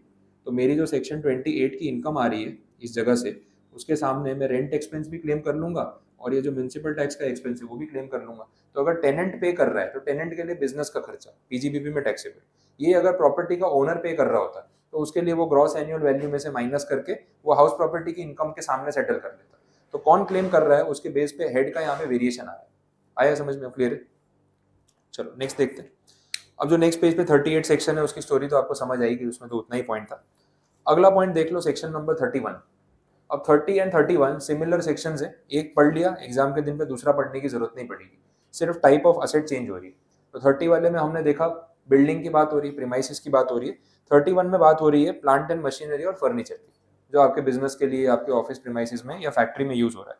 तो प्लांट मशीनरी और फर्नीचर है, उससे रिलेटेड जितने भी आपके रेवेन्यू खर्चे हैं वो 31 में आप क्लेम कर लो। कैपिटल है तो वो 32 में जाएंगे, सेम हो गया। तो ये दोनों सेक्शन 30 एंड 31 सिमिलर हो गए, सिर्फ असेट का टाइप चेंज हो रहा है। तो वहां पे भी आप नोट कर लेना कि इसमें भी सिर्फ रेवेन्यू एक्सपेंडिचर ही क्लेम करने को मिलता है, कैपिटल वाला नहीं।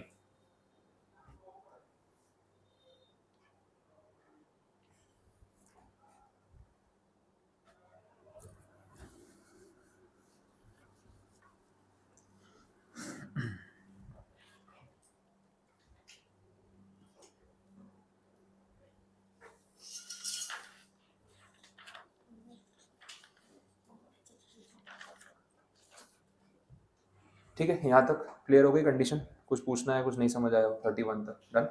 नेक्स्ट जो पार्ट है दैट इज सेक्शन नंबर 32, ये डेप्रिसिएशन की बात कर रहा है। तो थोड़ा बेसिक आपको इसके बारे में बता देता हूँ। अकाउंटिंग में आपने सबने डेप्रिसिएशन पढ़ा हुआ है, तो ऐसे आपको टॉपिक तो पता ही है, यहाँ पे भी वही बात हो रही है, बट हम इनकम टैक्स के सेक्शंस के हिसाब से अब थोड़ा सा डिटेल में बात करेंगे कि डेप्रिसिएशन का खर्चा आपको कैसे क्लेम करने को मिलता है, कितने साल में आप क्लेम कर सकते हो, एवरी ईयर कितना परसेंटेज अलाउड होता है, ऐसा फिक्स है।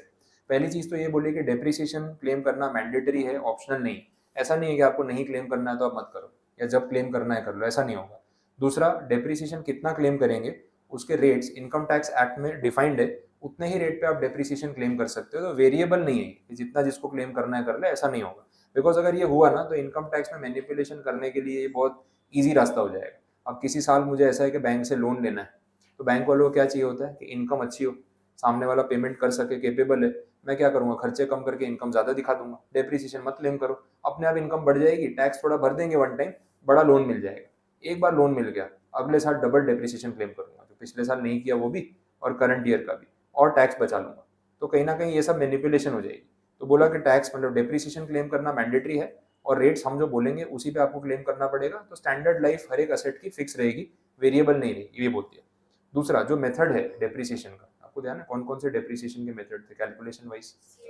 स्ट्रेट लाइन मेथड, और दूसरा WDV या रिड्यूसिंग बैलेंस मेथड, वैसा आपने बोलते थे। तो यहाँ पे बोला है कि नॉर्मली आपको WDV या रिड्यूसिंग बैलेंस मेथड पे डेप्री क्लेम करने को मिलेगा। मेजॉरिटी ऑफ द केस में वही रूल लगेगा। SLM सबको नहीं मिलता है। SLM वाले केस में एक एक्सेप्शन है, power generating unit and power distribution units. जो कंपनी एनर्जी जनरेट करती है और जो कंपनी एनर्जी डिस्ट्रीब्यूट करती है, सिर्फ इनको ऑप्शन दिया जाता है कि आप SLM बेस पे डेप्री क्लेम कर सकते हो। बाकी की सारी एंटिटीज के लिए WDV मैंडेटरी। ठीक है, अब पावर जनरेटिंग और डिस्ट्रीब्यूशन कंपनीज अलग अलग होती है, आइडिया है इसके बारे में? पावर जनरेट करने वाली कंपनी वो जो इलेक्ट्रिसिटी बना रही है, प्रोड्यूस कर रही है, लेकिन यूजर तक पहुंचाने का काम वो कंपनी खुद करे, ऐसा नेसेसरी नहीं। अभी अपने यहाँ टोरेंट पावर है, तो टोरेंट पावर जो इसको डिस्कॉम बोला जाता है, डिस्ट्रीब्यूशन कंपनी, वो आपके घर तक बिजली पहुंचाते हैं, लेकिन वो बिजली खुद जनरेट नहीं करते। बिजली जनरेट करने वाली कंपनीज अलग अलग है। पॉपुलर नेम्स में NTPC है, national thermal power corporation, Tata power है, अदानी पावर है, अदानी ग्रीन है, ये सब जो बड़ी बड़ी कंपनीज है, रिलायंस पावर है, ये लोग इलेक्ट्रिसिटी जनरेट करते हैं, बट आपके घर तक बिजली ये लोग पहुंचाएंगे नेसेसरी नहीं। तो फिर वो लोग दूसरी कंपनी को सेल करते हैं, और वो कंपनी आपके पास एनर्जी जो है घर तक पहुंचा रही है, कनेक्शन आपको दे रही है। तो ये जनरेटिंग यूनिट और डिस्ट्रीब्यूशन यूनिट अलग अलग हो सकते हैं, या एक कंपनी दोनों काम भी कर सकती है। तो इनको SLM बेसिस पे डेप्री क्लेम करने को मिलता है। अब आगे समझ में क्लियर हुआ? तो ये बात हो रही है यहाँ पे। आगे देख लेते हैं थियरी में क्या है। कंडीशंस, डेप्रिसिएशन क्लेम करना कब अलाउ किया जाएगा कब नहीं, तो कुछ पॉइंट्स हैं। सबसे पहले बोला असेट्स का क्लासिफिकेशन कर दो। तो ठीक है, वो ज़रूरी भी है, अलग अलग टाइप की असेट्स होंगी और हर एक असेट पे डेप्रिसिएशन का रेट भी अलग हो सकता है। एक क्लैरिफिकेशन ये बोला हुआ है कि जो कॉस्ट ऑफ लैंड है वो डेप्रिशिएबल असेट नहीं है। ये आपने पढ़ा भी होगा ना, land is not a depreciable asset, क्योंकि उसकी वैल्यू टाइम के साथ बढ़ती है और कोई उसकी क्वालिटी डिग्रेड नहीं होने वाली। तो ज़मीन का भाव तो बढ़ने ही वाला है, कभी कम नहीं होता, तो उसको अप्रिशिएबल असेट बोलते हैं। तो आपने ज़मीन खरीदी है, उसका कोई डेप्री नहीं मिलेगा। हाँ, उस पर कंस्ट्रक्शन किया है ना, बिल्डिंग, उसका डेप्री आप ले सकते हो, क्योंकि उसकी कंस्ट्रक्शन की एक लाइफ है। लेकिन जो लैंड है, वेकेंट प्लॉट ऑफ लैंड है, उसकी तो कभी कोई लाइफ एंड नहीं होने वाली, वो अप्रिशिएबल होता है। ये एक पॉइंट हो गया। दूसरा उन्होंने बोला आप क्लासिफिकेशन कर देना, टेंजिबल, इनटेंजिबल, ये ऑप्शन है। टेंजिबल में भी अलग अलग, building, plant and machinery, furniture, electrical goods, वैसे आप डिवीजन कर सकते हो। ठीक है, तो ये पहला पॉइंट हो गया क्लासिफिकेशन का। इनटेंजिबल में अपना no how, patent, copyright, trademark, ये सब चीजें आ सकती है, लाइसेंस।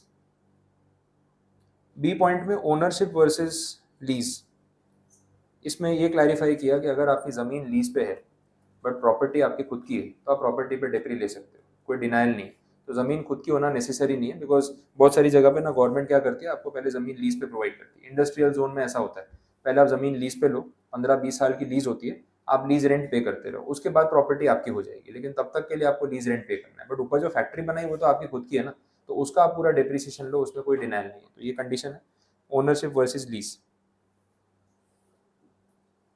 अदरवाइज जो है डेप्रिसिएशन का जो खर्चा है वो टेनेंट को नहीं मिलेगा, वो तो ओनर को ही मिलेगा। वो बात इम्प्लाइड हो गई। आप किसी प्रीमाइसिस को एज अ टेनेंट यूज कर रहे हो, तो आप उसका जो रेंट पे कर रहे हो वो क्लेम कर सकते हो, लेकिन जो प्रीमाइसिस में इंफ्रास्ट्रक्चर है उसका जो डेप्रिसिएशन क्लेम करना है वो तो ओनर को ही क्लेम करने को मिलेगा। ये क्लियर हो जाता है। थर्ड पॉइंट भी हेडिंग वाला है, used for purpose of business और प्रोफेशन। ऑब्वियसली आप तभी एक्सपेंस क्लेम कर सकते हो जब वो असेट आप बिजनेस पर्पज के लिए यूज़ कर रहे हो। एक सिंपल एग्जांपल है, जैसे भाई मुझे यहाँ पे क्लासरूम सेटअप करना था ना, तो एयर कंडीशनर खरीदने थे। तो मैंने सोचा गिन लेता हूँ भाई कितने चाहिए, तो 4 एयर कंडीशनर की ज़रूरत थी। फिर मैंने सोचा घर पे भी एक एसी लगवाना ही है, तो चलो 5 एसी साथ में खरीद लिया, 4 क्लास पे लग गए, घर पे इंस्टॉल कर दिया, बिल इग्नाइट एकेडमी के नाम से ही बनवा लिया और पेमेंट भी उसी अकाउंट से कर दिया।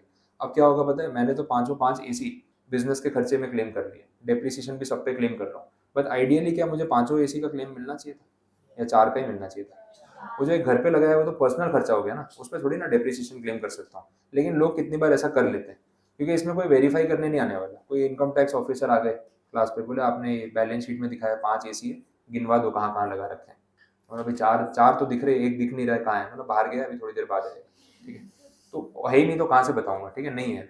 तो उसमें ना इतनी छोटी चीज़ को वेरीफाई करने नहीं आने वाला, वो इम्प्लाइड सी बात है, गलत है, लेकिन फिर भी लोग क्लेम कर लेते हैं, पता नहीं चलता। लेकिन आइडियली आपके पर्सनल एक्सपेंसेस का आपको कोई डेप्रिसिएशन या बिजनेस इनकम के सामने डिडक्शन नहीं मिलना चाहिए। तो ये पॉइंट हुआ, use for the purpose of business और प्रोफेशन। दूसरा, no deduction on sold assets. Asset बेच दी उसके बाद डेप्री क्लेम करोगे क्या, या असेट ओन कर रहे हो तभी क्लेम करना पड़ेगा? ठीक है, तो बेचने के बाद आप कैसे क्लेम कर सकते हो, इम्प्लाइड था। नेक्स्ट पॉइंट मैंने आपको ऑलरेडी बता दिया, depreciation allowed on WDV basis. Proviso में बोला है SLM बेसिस पे आप क्लेम कर सकते हो, लेकिन सिलेक्टेड केसेस में जहां पावर जनरेशन की बात हो रही है, डिस्ट्रीब्यूशन की बात हो रही है। इसके बाद F पॉइंट देख लेते हैं। F पॉइंट में जो कंडीशन है उसमें एक बहुत इंपॉर्टेंट पॉइंट दे रखा है, ये 10,000 रुपीज़ का एक अमाउंट मैंने हाईलाइट भी किया। ये पॉइंट बार बार रिपीट हो गया इस चैप्टर में, मैं आपको रिकॉल करवाता रहूँगा। इसमें गवर्नमेंट ने ये बोला, आप कोई भी पर्टिकुलर बिजनेस एक्सपेंस क्लेम करना चाहते हो PGBP में, तो उसमें कंडीशन रहेगी, अगर पेमेंट का अमाउंट 10,000 रुपये से ऊपर है तो आप कैश में पेमेंट मत करना। अगर आपने कैश पे किया 10,000 रुपीज़ से ऊपर, तो उसका हम आपको डिडक्शन अलाउ नहीं करेंगे और वो अमाउंट टैक्सेबल हो जाएगा। ये कैश की जो इकोनॉमी चल रही है ना, उसको कट डाउन करने का एक उनका तरीका और कुछ नहीं है। तो आपको डेप्रिसिएशन चाहिए, बिजनेस एक्सपेंस क्लेम करना है, रेवेन्यू एक्सपेंडिचर क्लेम करना है, पेमेंट करना है, 10,000 से ऊपर का अमाउंट है, कैश में पे मत करना, अप टू 10,000 चलेगा। तो मुझे AC खरीदना था, 50,000 रुपये का बिल है, मैं चाहूँ तो कैश में दे सकता हूँ, बट कैश में पे करूंगा तो इसका डेप्रिसिएशन क्लेम करने को नहीं मिलेगा। तो मुझे पेमेंट जो है वो ऐसे मोड से करना पड़ेगा जो ट्रेसेबल है, अकाउंट पे ही चेक चलेगा, अकाउंट पे ही बैंक ड्राफ्ट चलेगा, electronic clearing system, net banking, NEFT, RTGS, IMPS, Google पे सब चलेगा, लेकिन ट्रेसेबल होना चाहिए पैसा कहाँ से कहाँ गया, तो फिर मैं उसका डिडक्शन ले सकता हूँ। ठीक है, नेक्स्ट लास्ट पॉइंट में बोला है depreciation is allowable in the hands of predecessor and successor entities. ये एक स्पेसिफिक सिचुएशन है और कोई प्रॉब्लम वाली बात नहीं। इसमें ऐसा बोला कि अगर इन बिटवीन द ईयर मैं अपना बिजनेस किसी को बेच रहा हूँ, तो जो एग्जिस्टिंग ओनर था उसको बोलेंगे प्रीडिसेसर एंटिटी, जिसको बिजनेस बेच दिया न्यू बायर वो कौन है, सक्सेसर एंटिटी। अब ऐसे केस में जब ईयर एंड होगा ना, तो रिटर्न दोनों फाइल करेंगे। जैसे पार्टनरशिप फॉर्म का बिजनेस मैंने बेच दिया, तो पुराने पार्टनर्स वहां तक का रिटर्न फाइल करेंगे जहां तक उन्होंने वो बिजनेस को चलाया, और जहां से नए वाले ने ओन कर लिया या कैरी ऑन कर लिया, लास्ट सेकेंड हाफ का जो रिटर्न है वो फाइल करेंगे। तो डेप्रिसिएशन कौन क्लेम करेगा, फर्स्ट एंटिटी या सेकेंड एंटिटी? बोला दोनों क्लेम करेंगे, लेकिन इसका कैलकुलेशन प्रोपोर्शनेटली होगा। तो साल के जितने दिन बिजनेस मैंने चलाया उतना डेप्रिसिएशन मेरा, बाकी के साल का जो ड्यूरेशन है उसका डेप्रिसिएशन आपका। तो प्रोपोर्शनेट या प्रो रेटा बेसिस पे गिनना पड़ेगा, ये बोल दिया। तो this will be divided between the predecessor and the successor entity. बोलो यहाँ तक कोई डाउट, कंडीशंस क्लियर? अब यहाँ से आगे का जो टॉपिक स्टार्ट हो रहा है rates of depreciation and all, वो अपने कंटिन्यू करते हैं, लेकिन आप 5 मिनट का ब्रेक ले लो, उसके बाद देखते हैं। डेप्रिसिएशन का टॉपिक ही आज एंड करवाना है, बट थोड़ा टाइम लगेगा उसको, ब्रेक के बाद कंटिन्यू कर देते हैं। चलो कंटिन्यू कर रहे हैं। पेज नंबर 76 से डेप्रिसिएशन के रेट्स देख लेते हैं। अलग अलग टाइप की असेट्स को डिवाइड कर दिया ब्लॉक्स में। जैसे पहला ब्लॉक जो है वो बिल्डिंग को लेके है, तो उसके अंदर भी सब कैटेगराइजेशन किया हुआ है। बिल्डिंग अगर रेसिडेंशियल यूज वाली है तो 5% डेप्रिसिएशन का रेट रहेगा वहाँ पे। नॉन रेसिडेंशियल या कमर्शियल बिल्डिंग है तो 10% डेप्रिसिएशन। अगर आपने बिल्डिंग अक्वायर की है और उसमें कुछ प्लांट एंड मशीनरी सेटअप की है फॉर वाटर सप्लाई और वाटर ट्रीटमेंट, उससे रिलेटेड मशीन्स इंस्टॉल की हुई है, तो ऐसी बिल्डिंग में आपको 40% डेप्रिसिएशन एनुअली क्लेम करने को मिलेगा। वैसे तो जल्दी क्लेम हो सकता है और कुछ नहीं। लास्ट में बोला टेम्पररी स्ट्रक्चर है या फिर वुडन हाउस या वुडन स्ट्रक्चर है, तो उसका भी डेप्रिसिएशन का रेट 40% रहेगा। तो लाइफ उसकी कम मान ली, वैसा हो गया, जल्दी राइट ऑफ हो गया। वैसा फर्नीचर फिटिंग्स में एक ही कैटेगरी है, 10%। प्लांट एंड मशीनरी में जनरल रेट है 15%, लेकिन बाकी इंटरनल आप देखोगे ना तो असेट वाइज या मशीन्स वाइज डिफरेंट रेट्स दे रखे हैं, तो वो समझ लेते हैं। ये मोटर बसेस और ये सब जो कैटेगरी है उसमें 3-4 रेट्स आ रहे हैं, और वो कुछ डेट के हिसाब से ब्लॉक रखा हुआ है, और मोटर व्हीकल का यूज़ क्या है उसके हिसाब से उसको कैटेगरी में रखा है। 30%, 45%, 15 और नीचे एक और 30% आएगा। ये थोड़ा आपको एमसीक्यू के लिए याद रखना पड़ेगा कि भाई क्या डेट दे रखी है और कौन सा पर्पस है। कहीं कमर्शियल बिजनेस वाले व्हीकल्स की बात हो रही है, कहीं पैसेंजर व्हीकल्स की बात हो रही है, तो थोड़ा उसको आप याद कर लेना तो अच्छा रहेगा, बाकी उसमें समझाने वाला पॉइंट नहीं है। एरोप्लेन पे 40%, pollution control equipments, waste control equipments कहीं आपने इंस्टॉल किए बिजनेस में, उस पर 40%। एनर्जी सेविंग डिवाइसेस पे, वहाँ पे भी 40%। Computers, computer software, again 40%। एक ये एनुअल पब्लिकेशन वाला जो पॉइंट है मुझे देखना है कि एग्जैक्टली क्या है, तो उसको पेंडिंग रखना। उसके बाद बोल रहे हैं books owned by the assessee carrying on business of running library. अब लाइब्रेरी है, आप बुक्स लेंट कर रहे हो या रीडर्स लेके जा रहे हैं, तो उसका वेर एंड टेयर होगा ही ऑब्वियसली। तो उसमें जो खर्चा हुआ है आपका 40% रेट पे आप बुक्स के कॉस्ट को डिप्रिशिएट कर सकते हो। लाइफ सेविंग मेडिकल इक्विपमेंट्स पे भी 40%, और प्लांट एंड मशीनरी जो मैं बोला जनरल रेट 15% रहेगा। तो ये रेट्स हैं अलग अलग। मैंडेटरी है कि यही रेट्स पे आपको डेप्रिसिएशन गिनना है, आप उसको चेंज नहीं कर सकते, वो पॉइंट। शिपिंग वाले बिजनेस में या शिप है तो उस पर 20% डेप्री। और इंटेंजिबल्स का एक ही ब्लॉक है, कोई भी इंटेंजिबल हो, पेटेंट, कॉपीराइट, गुडविल, एनीथिंग, 25% का फ्लैट रेट है और वही क्लेम करना रहेगा। हाँ, क्योंकि वो डेट्स के बेसिस पे ही वेरिएशन है उसमें, कि इस डेट पे होगा तो 45%, उसके अलावा है तो 30%। तो डेट याद रखनी पड़ेगी, उसके बिना या उतना भी आप देख लो कि ऑप्शन या क्वेश्चन देख के आपको याद आ जाए कि हाँ ये डेट थी और इतना रेट था, तो वो रिलेट हो जाए तो भी ठीक है।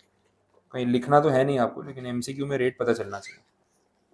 नेक्स्ट पॉइंट देखना, ब्लॉक ऑफ असेट। ये एक इंपॉर्टेंट टॉपिक है डेप्रिसिएशन का प्रैक्टिकली, ठीक है, एग्जाम पॉइंट ऑफ व्यू से तो अपनी जगह है ही, लेकिन प्रैक्टिकली ये ब्लॉक ऑफ असेट का कंसेप्ट जो है वो बहुत सोच समझ के रखा गया।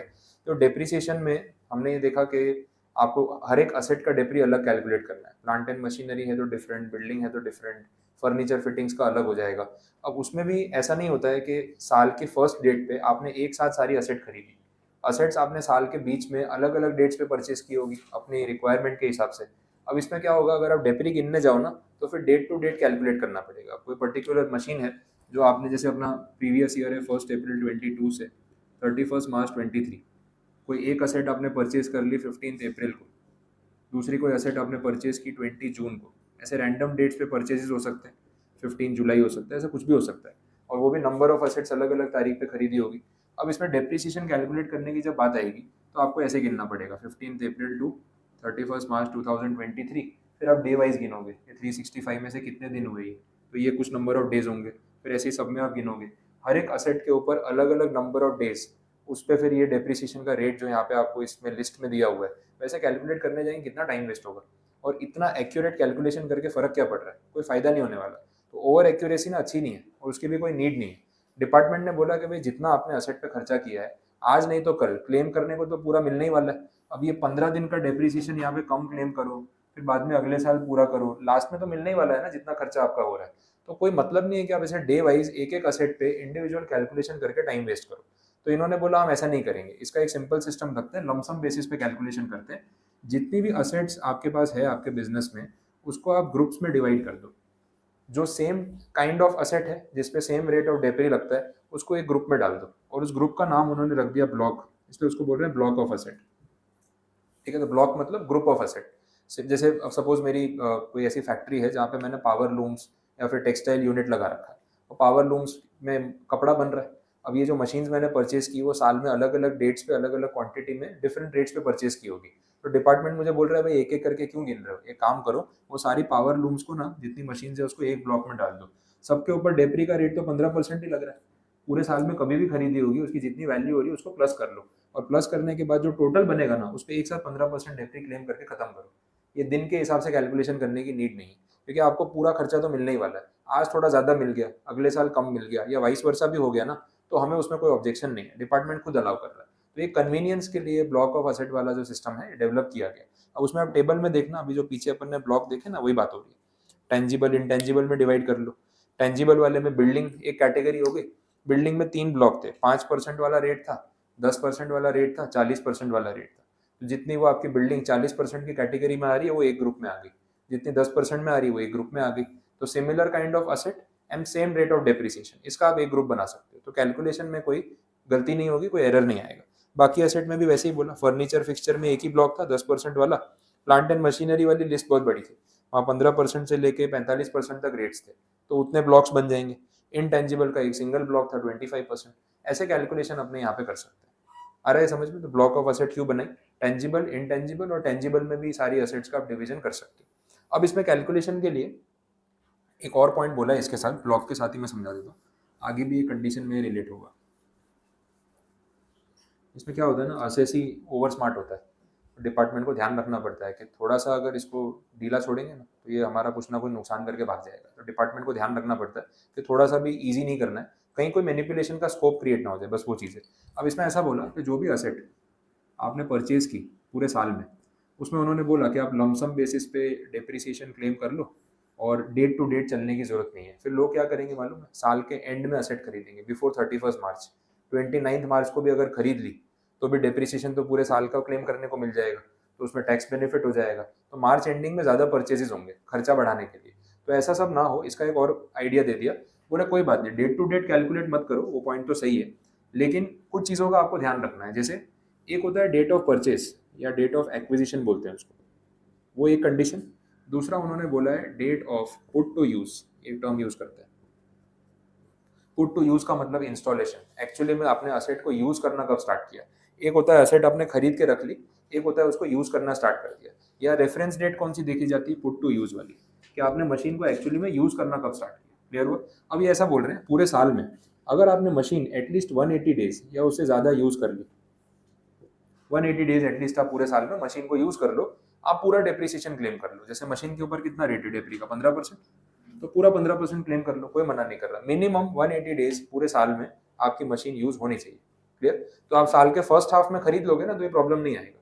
लेकिन अगर आपने मशीन पूरे साल में लेस देन 180 डेज के लिए यूज की है, ये कंडीशन है, ठीक है, तो फिर उस सिचुएशन में पूरा डेप्री क्लेम करने को नहीं मिलेगा। फिर डेप्रिसिएशन का रेट जो भी होगा रेलेवेंट डेट, उसका आधा हो जाएगा। कितना आ गया? 7.5%। तो इस साल में आपको सिर्फ 7.5% डेप्री क्लेम करने को मिलेगा। आया समझ में? तो अगर कोई लास्ट मंथ में असेट खरीद के ये सोच ले पूरा 15% खर्चा क्लेम कर लेता हूँ, वो नहीं मिलेगा, आधा फिर भी मिल जाएगा, 7.5 आप क्लेम कर सकते हो। अगले साल से तो प्रॉब्लम आने वाला ही नहीं ना, नेक्स्ट ईयर से तो 1 अप्रैल से मशीन आपके पास ही है, तो उसमें जो आपका यूजेज है वो तो 365 डेज है, तो अगले साल से पूरा 15% क्लेम करते जाओ, कोई प्रॉब्लम नहीं। लेकिन फर्स्ट ईयर में अगर 180 डेज से कम ड्यूरेशन के लिए यूज किया है तो उसमें डेप्री का रेट फिर आधा हो जाएगा, 15% के बदले 7.5। असेट क्या है उस पर भी डिपेंड करता है, कोई असेट 40% वाली है तो 20 हो जाएगा, 10 है तो 5 हो जाएगा, जो भी रेट है उसका आधा, हाफ ही क्लेम कर सकते हो, वैसा रहेगा। तो ये 180 डेज वाली कंडीशन ध्यान रखनी है। और date of put to use is the relevant date, not date of purchase. ये तो आपने क्या किया, मई में जून में खरीद के रख लिया, यूज करना स्टार्ट किया जनवरी में, तो भाई यूज जब से करना स्टार्ट करोगे वो रेलेवेंट होगा, तो उसमें फिर ये रेट आ जाएगा वैसा। ये कंडीशन अभी आगे दूसरे पॉइंट में भी काम आएगी, तभी बताऊंगा। यहाँ तक कुछ समझ नहीं आया तो बता दो, कोई कंफ्यूजन है इसमें? क्लियर ये पॉइंट? तो ये नॉर्मल डेप्रिसिएशन के बारे में सारी बातें हो गई। इसके साथ कुछ और पॉइंट्स है वो भी रिलेट करा देता हूँ। एक और टर्म उन्होंने यूज किया, दैट इज एडिशनल डेप्रिसिएशन। पूरा टॉपिक एक साथ रिलेट करके कंप्लीट कर लेते हैं। देखो मैं प्लांट एंड मशीनरी का एग्जांपल कंटिन्यू करता हूँ। अभी जो मैंने आपको बताया वो था नॉर्मल डेप्रिसिएशन, और रेट कितना बोला, 15%। अब इसके साथ एक और टॉपिक ले रहा हूँ, एडिशनल डेप्रिसिएशन। आप थियरी में देखोगे तो आई गेस नेक्स्ट पेज पे होगा एडिशनल डेप्री, ठीक है। बीच में जो पॉइंट्स है वो भी कवर कर लेते हैं, सॉरी पेज नंबर 80 पे, हाँ तो एक बार साथ में लिंक कर लो, एडिशनल डेप्रिसिएशन। अब ये एक स्पेशल स्कीम है, एडिशनल डेप्रिसिएशन 32 सबसेक्शन 1 उसका क्लॉज 2A। स्पेशल स्कीम में क्या बोले, पॉइंट समझ लो।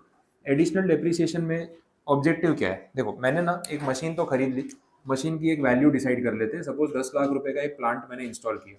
अब 10 लाख रुपए खर्चा हो चुका है, अब मुझे जल्दी है कि 10 लाख का खर्चा मुझे जितनी जल्दी PNL में क्लेम करने को मिले उतना मेरा टैक्स सेविंग हो, और ये खर्चा मैं जल्दी से जल्दी क्लेम करके खत्म करूँ। तो मुझे तो बहुत जल्दी है, डिपार्टमेंट बोल रहे हैं नहीं एक साथ तो आपको क्लेम करने को देंगे नहीं, डेप्रिसिएशन के हिसाब से आपको नंबर ऑफ ईयर्स में उसको सेटल करना है, तो 15% पर एनम आप क्लेम कर लो। तो भाई 10 लाख पे 1.5 लाख अप्रोक्सीमेटली WDV बेसिस पे आप क्लेम करते जाना। अब इसमें क्या हो रहा है, इसके साथ ना डिपार्टमेंट मुझे एक और ऑफर दे रहा है। ऑफर ये है बोला अगर आप new plant and machinery purchase कर रहे हो, सेकेंड हैंड या ओल्ड मशीन नहीं चलेगी, new plant and machinery purchase कर रहे हो और अगर आप मैन्युफैक्चरिंग यूनिट सेटअप कर रहे हो तो उसमें हम आपको एक एडिशनल एडवांटेज देंगे। नॉर्मल डेप्री जो है वो तो क्लेम कर लेना, प्लस एडिशनल डेप्री भी क्लेम करने को मिलेगा। बोला कितना? 20%। और कब? मशीन के फर्स्ट ईयर में। तो जिस साल में आपने नई मशीन इंट्रोड्यूस की आपके मैन्युफैक्चरिंग यूनिट में, उस मशीन पे उस साल के लिए 15% प्लस 20%, 35% डेप्रिसिएशन आपको टोटल क्लेम करने को मिल जाएगा। अब ये लालच आपको क्यों दे रहे हैं वो समझो। बात किसकी हो रही है? मैन्युफैक्चरिंग यूनिट की, new plant and machinery. Indian government चाहती है कि हमारी इकोनॉमी के लिए ये ज़रूरी है कि मैन्युफैक्चरिंग में लोग इन्वॉल्व हो, मैन्युफैक्चरिंग यूनिट लगाए, अपना जो डिपेंडेंस है इंपोर्ट्स पे, चाइना पे, वो कम होना चाहिए। तो मैन्युफैक्चरिंग यूनिट सेटअप करने में ना लोग बहुत सोचते हैं। एक तो कैपिटल एक्सपेंडिचर बहुत ज़्यादा, लोन बोरोइंग्स, पैसा उठाना पड़ता है कहीं ना कहीं से, और अगर कहीं थोड़ा सा भी नुकसान हो गया ना तो उसकी वजह से फिर सब पैसा डूब जाएगा। तो मैन्युफैक्चरिंग यूनिट लगाना, फैक्ट्री चलाना, लेबर मैनेज करना, सरकार के रूल रेगुलेशन मैनेज करना इतना सिंपल नहीं होता है। तो हर कोई इसमें इतना इंटरेस्टेड नहीं होता है कि हम इतना बड़ा पैसा इसमें इन्वेस्ट करें। तो गवर्नमेंट को कुछ ना कुछ अट्रैक्शन देना पड़ता है जिससे इन्वेस्ट करने वाले को बेनिफिट हो। This is one of the attraction. पहले ही साल में आपको 10 लाख की मशीन पे 15% के बदले 35% खर्चा क्लेम करने को मिल जाए तो आपको 1.5 लाख के बदले डेप्रिसिएशन कितना क्लेम करने को मिलेगा? 3.5 लाख। तो ये 3.5 लाख का खर्चा दिखाओगे तो टैक्सेबल इनकम उतनी कम हो जाएगी, उस साल में टैक्स सेविंग ज्यादा हो जाएगा, तो टैक्स बचा लो। इन शॉर्ट ये है। तो ये लालच आपको दे दिया एडिशनल डेप्रिसिएशन।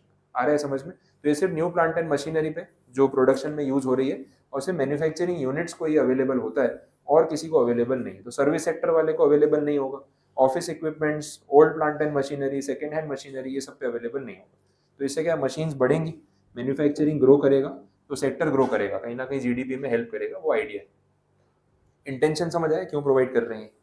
बाकी देख लो इसके अंदर और क्या चीज़ें हैं। अब अगेन जो मैंने आपको अभी लास्ट पॉइंट बताया था वो 180 डेज वाला, 180 डेज से कम यूज़ है। तो हमने देखा कि नॉर्मल डेप्री जो मिलता है वो आधा हो जाएगा 7.5, ये वाला भी तो आधा हो जाएगा 20 के बदले कितना 10%, सेम स्कीम एप्लीकेबल हो जाएगी। ठीक है, तो इन्होंने बोल दिया कि ऐसा होगा यहाँ पे 180 डेज से कम यूज़ है। Second half of the year में अगर आप मशीन इंस्टॉल कर रहे हो तो एडिशनल डेप्री भी आधा ही मिलेगा। जैसे ही ये पॉइंट लेके आए ना, इस पर थोड़ा सा डिस्प्यूट हो गया था, मतलब डिपार्टमेंट को नेगेटिव फीडबैक मिला और वो चीज़ बाद में उन्होंने अमेंड कर दी। अब क्या अमेंडमेंट हुआ वो भी समझ लो।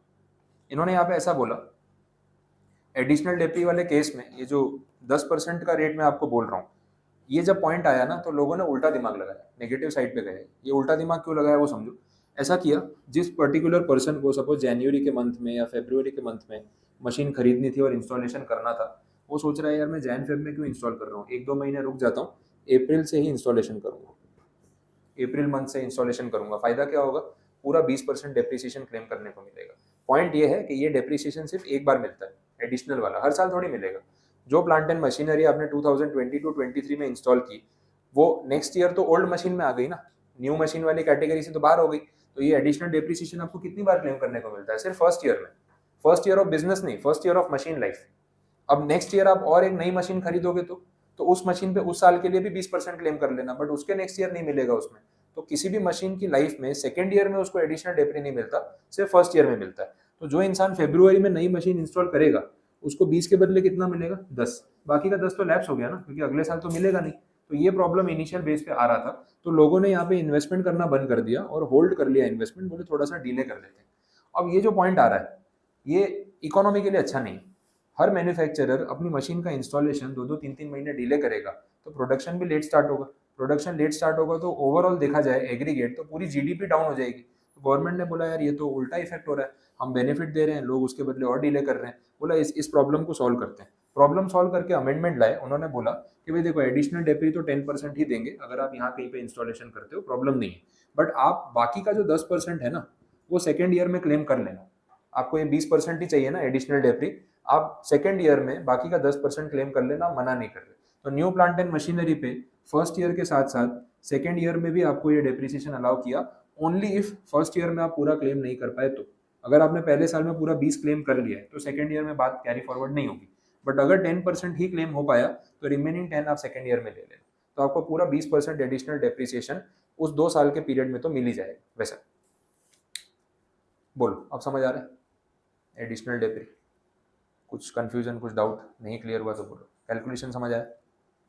तो सिंपल है, अगर आपने 180 डेज से ज़्यादा यूज़ किया न्यू प्लांट एंड मशीनरी तो 15% प्लस 20%, पूरा आपको 35% फर्स्ट ईयर में ही क्लेम करने को मिल जाएगा।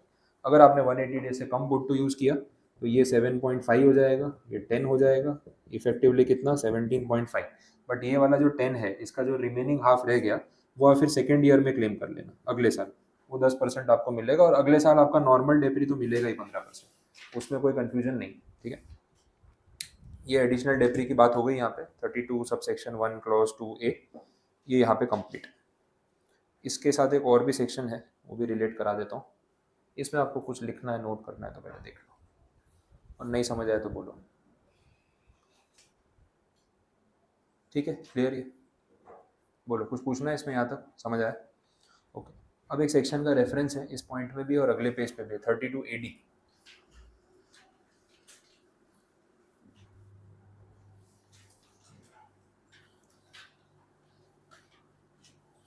32AD वाली स्कीम ना अभी एप्लीकेबल नहीं है, ये 2020 तक अवेलेबल थी और इसको एक्सटेंड नहीं किया हुआ है, बट एक बार है सेक्शन बुक में रखा हुआ है तो आपको बता देता हूँ क्या हो रहा था उसमें। 32AD में ऐसा बोला, जैसे ये एक स्पेशल स्कीम थी ना वैसे ये भी एक स्पेशल स्कीम है। 4 स्टेट्स को इन्होंने टारगेट किया, आंध्र प्रदेश, बिहार, तेलंगाना और वेस्ट बंगाल, 4 स्टेट्स। बोला इन 4 स्टेट्स में हमने कुछ notified zone, notified backward areas ये डिफाइन किए। नोटिफाइड बैकवर्ड एरिया मतलब पूरा स्टेट नहीं, उन स्टेट्स में भी सिलेक्टेड लोकेशंस जहाँ पे इंडस्ट्रीज नहीं है, तो वहाँ पे हम चाहते हैं कि आप इंडस्ट्री लगाओ। प्राइवेट सेक्टर को बोला कि आप इंडस्ट्री या फैक्ट्रीज वहाँ पे स्टार्ट करो। अब प्राइवेट सेक्टर वाले थोड़ी समाज सेवा करने बैठे हैं, उनको चाहिए easy access, highway, working staff, employees, connectivity, सस्ते रेट पे ज़मीन, वो तो अपना प्रॉफिट देखते हैं। वो लोग गवर्नमेंट की स्कीम के हिसाब से समाज सेवा क्यों करेंगे? तो इनको यहाँ तक लाने के लिए कुछ ना कुछ अट्रैक्शन देना पड़ेगा। गवर्नमेंट ने बोला एक काम करो, आप ये बैकवर्ड एरियाज जहाँ इंडस्ट्री नहीं है, एम्प्लॉयमेंट नहीं है, अगर आप वहाँ पे फैक्ट्री सेटअप करते हो तो हम आपको ये डेप्रीसिएशन वाले में थोड़ा एडिशनल बेनिफिट दे देंगे फर्स्ट ईयर में। नॉर्मल डेप्री जो आप 15% क्लेम करते हो वो कर लो, एडिशनल डेप्री अभी कितना बोला था 20%, ये 20% के बदले हम इसको बढ़ा के कर देते हैं 35%। समझ आए? अब देखो फर्स्ट ईयर में टोटल डेप्री कितना हो गया 50% इफेक्टिवली, तो जितना कैपिटल खर्चा करके फैक्ट्री स्टार्ट करोगे उसका 50% क्लेम पहले साल में दे देंगे, तो पहले साल का आपका प्रॉफिट कितना नीचे आ जाएगा, टैक्स कितना बच जाएगा वो सोच लो। तो ऐसा बेनिफिट जब मिलता है तो फिर ये एरियाज को डेवलप करने के लिए कंपनीज आगे आती है। प्लस अदर बेनिफिट्स भी होते हैं स्टेट लेवल पे, ज़मीन सस्ते रेट पे मिल जाएगी, गवर्नमेंट सब्सिडी मिलेगी, बैंक इंटरेस्ट लोन ले लो उसमें सब्सिडी दे देंगे, वो सब बेनिफिट्स तो अपनी जगह, बट ये पॉइंट यहाँ पे रखा हुआ है 35% वाला। अब ये चीज़ अब 2020 के बाद के इन्वेस्टमेंट्स पे अवेलेबल नहीं है, 5 साल के लिए स्कीम थी, बट सेक्शन का रेफरेंस आ रहा है तो आपको बता दिया। कहीं अगर कुछ पूछ ले, चांसेस कम है कि इतना पुराना सेक्शन है तो नहीं पूछेंगे, लेकिन बुक में दिया हुआ था तो मैंने हटाया नहीं। बोलो कोई कन्फ्यूजन इसमें आया समझ में? तो ये 32AD वाला सेक्शन एडिशनल डेप्री का हो गया। अब रिमेनिंग जो 20 में पॉइंट्स बचे थे वो पैकअप कर लेते हैं। इसके पहले पेज 79 पे देखना, एक अनएब्जॉर्ब डेप्रिसिएशन का पॉइंट बोला है 32 सबसेक्शन 2। अनएब्जॉर्ब डेप्री का मतलब इस साल आपका प्रॉफिट ही नहीं हुआ, डेप्रिसिएशन क्लेम करने के लिए सामने इनकम ही नहीं थी, तो क्या करें? तो ये डेप्रिसिएशन को कैरी फॉरवर्ड कर लो, अगले साल क्लेम कर लेना, उसको बोलेंगे अनएब्जॉर्ब डेप्रिसिएशन, जो सेट ऑफ नहीं हो पाया कैरी फॉरवर्ड हो जाएगा। बोला अगले साल भी अगर कैरी मतलब सेट ऑफ नहीं हो पाया तो और कैरी फॉरवर्ड कर लो, कितने साल तक कैरी फॉरवर्ड कर सकते हैं? तो बोला कोई डेडलाइन नहीं है, अनलिमिटेड ड्यूरेशन तक आप इसको कैरी फॉरवर्ड कर सकते हो, जब तक आपका प्रॉफिट ना आ जाए तब तक आप इसको कैरी फॉरवर्ड करो और सेट ऑफ कर लेना। एक्चुअल खर्चा हुआ है तो मिलना तो चाहिए, तो लैप्स नहीं होगा यहाँ पे, ये पॉइंट है। उसके नीचे जो थियरी है SLM बेसिस वाली, वो बात हमने ऑलरेडी कर ली, वो रिपीट है। टर्मिनल डेप्री एंड बैलेंसिंग चार्ज मैंने पेंडिंग रखा है, वो आगे एक सेक्शन आने वाला है उसमें डिटेल में कैलकुलेशन होगा, तो अभी यहाँ से नहीं बता रहा हूँ।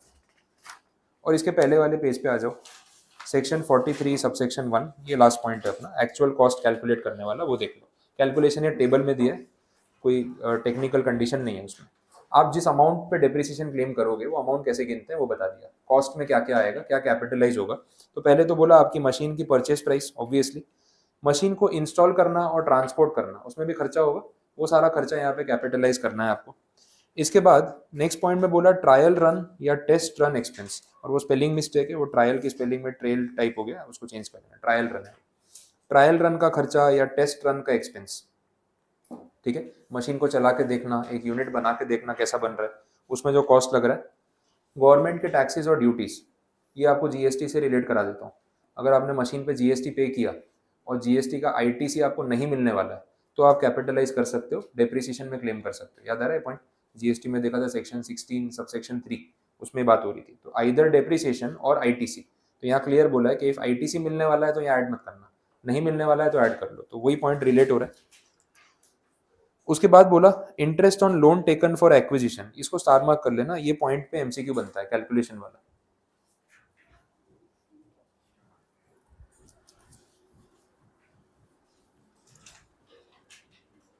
अभी मैंने आपको दो चीज़ें बोली थी असेट को लेके या प्लांट एंड मशीनरी को लेके, एक था डेट ऑफ परचेज और दूसरा हमने देखा date of put to use, ये बात हो रही थी। अब इसी के लिए बोल रहे हैं यहाँ पे, आपने असेट परचेज करने के लिए लोन बोरो किया और लोन का अमाउंट वही 10 लाख रुपए जितने की मशीन खरीदी, ये लोन ले लिया। अब डेट ऑफ परचेज सपोज अप्रैल 2022 है और इंस्टॉलेशन हो रहा है या पुट टू यूज़ हो रहा है अगस्त 2022 में, 4 महीने का गैप आ गया। अब जब लोन लिया होगा ईएमआई तो स्टार्ट हो गया होगा यहाँ से, इंटरेस्ट तो इसी डेट से लग रहा होगा, लेकिन पुट टू यूज़ तो यहाँ पे हुआ। अब जो आपका इंटरेस्ट कॉस्ट लग रहा है वो डे 1 से लग रहा है और वो कंटिन्यू होने ही वाला है जब तक आप पूरा लोन रीपे नहीं कर देते। उन्होंने इस इंटरेस्ट कॉस्ट को दो पार्ट्स में डिवाइड कर दिया। इंटरेस्ट का जो ये वाला पोर्शन है, ये जो 4 मंथ्स की बात हो रही है ना, ये पोर्शन को उन्होंने कैपिटल एक्सपेंडिचर बना दिया। और एक बार मशीन पुट टू यूज़ हो गई, उसके बाद का आप जो भी इंटरेस्ट पे करोगे इस लोन के ऊपर, उसको उन्होंने रेवेन्यू एक्सपेंडिचर वाली कैटेगरी में क्लासीफाई कर दिया। बेसिक काम इतना हुआ है, ये आपको समझना है। तो 10 लाख रुपए पे जो भी आपका रेट ऑफ इंटरेस्ट होगा, मान लो 12% पर एनम है, तो ये 4 महीने का जितना आपने इंटरेस्ट चुकाया होगा ना, वो सारा इंटरेस्ट आपकी मशीन की कॉस्ट में ऐड हो जाएगा।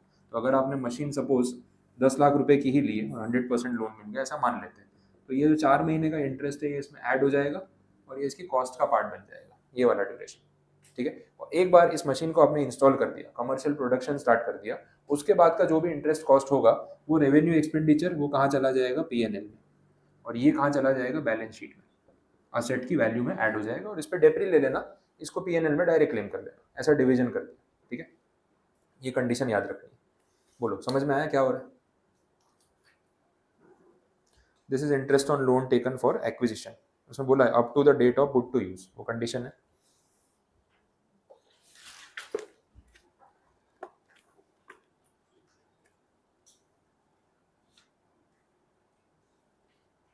नेक्स्ट, अब इसमें से क्या क्या माइनस हो रहा है, दो पॉइंट्स। अभी जो ऊपर ट्रायल रन के लिए प्रोडक्ट नहीं बनाया था अपन ने, जिसका खर्चा क्लेम कर रहे थे, वो ट्रायल रन के लिए जो प्रोडक्ट बनाया सैंपल प्रोडक्ट है, हो सकता है कि सही क्वालिटी का बन गया, तो उसको आपने किसी को सेल ऑफ कर दिया कॉस्ट टू कॉस्ट या डिस्काउंटेड रेट पे कि भाई जो उसमें से रिकवरी हो गई वो ऐसा। तो अगर वो कुछ पैसा आपका रिकवर हो गया तो आप ये कॉस्ट में से माइनस कर सकते हो, उसको एक्सपेंस क्लेम किया है तो इनकम भी लेस कर सकते हैं, ये अलाउ किया।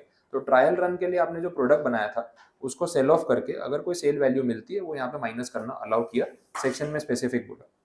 और लास्ट पॉइंट में सब्सिडी या गवर्नमेंट ग्रांट की बात हो रही है, ये भी अपन ने जीएसटी में डिस्कस किया था अगर याद हो, सब्सिडी वाला पॉइंट कि भाई जितना आपको सब्सिडी मिल गया, 10 लाख रुपए की मशीन की बात हो रही है, मान लो गवर्नमेंट आपको 2 लाख सब्सिडी दे दे, तो आप डेप्रिसिएशन कितने पे क्लेम करोगे, 8 लाख पे करोगे ना, इम्प्लाइड सी बात है।